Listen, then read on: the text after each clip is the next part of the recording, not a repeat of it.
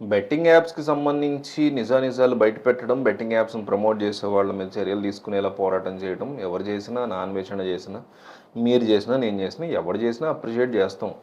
కానీ ఇంకా అదే కార్యక్రమం పెట్టుకొని కనిపించిన ప్రతి ఒక్కడు కూడా బెట్టింగ్ యాప్సే చేస్తున్నారని, అదని, ఇదని మాట్లాడడం అనేది చాలా ఫూలిష్‌గా అనిపిస్తది. రీసెంట్‌గా పాల్గామ్ అటాక్ జరిగితే, దాన్ని కూడా బెట్టింగ్ యాప్స్ కనెక్ట్ చేశాడు ఇతను.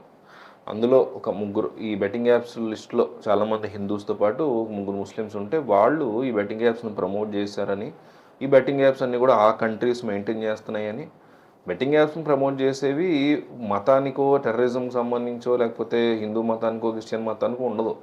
వాడు బెట్టింగ్ యాప్స్‌ని ప్రమోట్ చేసుకొని డబ్బులు సంపాదించాలని కకృతితో దిగుతాడు. ఎవడు దొరికితే ఆడితే యాడ్లు వేయించుకుంటాడు. అంతే తప్ప దాన్ని కూడా టెర్రరిజం లింక్ పెట్టి దాన్ని కూడా ముస్లిమ్స్ లింక్ పెట్టడం చాలా ఫూలిష్ అనిపించింది. ఒక వీడియో చేశాడు నా అన్వేషణ ఆ రోజు చెప్తున్న దాని గురించి. సరే రీసెంట్‌గా మెట్రోకి సంబంధించినటువంటి మెట్రో రైల్స్ మీద కూడా యాడ్స్ ఉన్నాయి. బెట్టింగ్ యాప్స్ బెట్36 బెట్100 ఏవో ఉన్నాయి.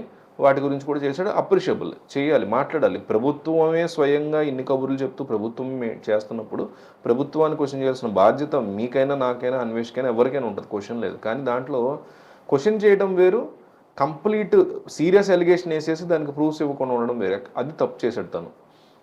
మీరు బేసిక్గా ఇట్లా ఆల్రెడీ మేము ఇంతమందిని పట్టుకున్నాం కదా, మరి ప్రభుత్వమే మెయింటైన్ చేయడం అంటే అవి తీసేయండి అని చెప్పడం వేరు. ఏకంగా ఐజీని, డీజీపీని, సీఎం లాంటి వాళ్ళు కూడా ఇన్వాల్వ్ చేసేసి మాట్లాడడం వల్ల మొత్తం ఇతను మెడకు చుట్టుకుంది. ఇతన్ని అరెస్ట్ చేసేటువంటి క్రమంలో కేసు అది పెట్టారు. వేరే కంట్రీ కాబట్టి ఇండియాకు వచ్చినప్పుడు అరెస్ట్ చేస్తారు, లేదా ఇంటర్పోల్ పర్మిషన్ తీసుకోవాలి. ఇట్లా రకరకాల ఇష్యూస్ ఉంటాయి అరెస్ట్ చేయడానికి.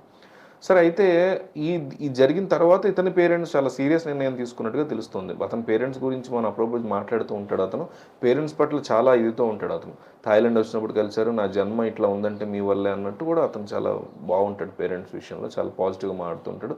మనకు కూడా నచ్చుతుంది అతని పేరెంట్స్ని లవ్ చేసే విధానం. అయితే ఈ పేరెంట్స్ మరి ఈ టైంలో వాళ్ళకి రంగంలో దిగాల్సి వచ్చింది. పేరెంట్స్ బ్రదర్ కూడా ఉన్నట్టున్నాడు. వాళ్ళందరూ కూడా ఇక రంగంలో దిగి ఒక స్ట్రాంగ్ లాయర్ని దించుకొని, అతనితో ఆ అమ్మాయి లేదా అతను ఏ లాయర్ని పట్టుకుని ఆ వ్యక్తితో ఆ కొత్త లాయర్ని తెచ్చుకొని ఒక స్ట్రాంగ్ లాయర్ని నిరంజన్ రెడ్డి కోసం వాళ్ళు ప్రయత్నాలు చేస్తున్నారని తెలుస్తుంది. మీకు గుర్తుంటే గతంలో అల్లు అర్జున్ వర్సెస్ స్టేట్ తెలంగాణ కేసులో నానా రచ్చ అయినప్పుడు సంధ్య థియేటర్ స్టాంపేడ్ ఇన్సిడెంట్ తర్వాత అల్లు అర్జున్ తరఫున నిరంజన్ రెడ్డి చిరంజీవికి బాగా క్లోజు, వైసీపీకి ఆయన ఎంపీ కూడా, ఆయన్ని రంగంలోకి దించారు చిరంజీవి, అల్లు అరవింద్. సో తద్వారా ఆయన కొంతవరకు ఒక నైట్ వరకు చర్లపల్లి అక్కడ ఏదో రిమాండ్ ఖైదీగా ఉన్న తర్వాత బయటకు వచ్చేసిన సిచ్యువేషన్లో ఉంది కథ మొత్తం.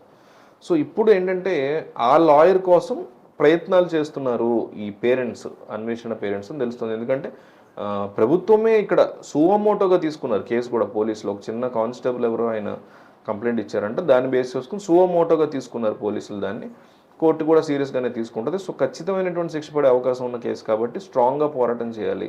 మా అబ్బాయి చెప్పిన దాంట్లో అబద్ధం లేదు అనే పాయింట్. అండ్ అతను కూడా వీడియో కూడా డిలీట్ చేశాడు.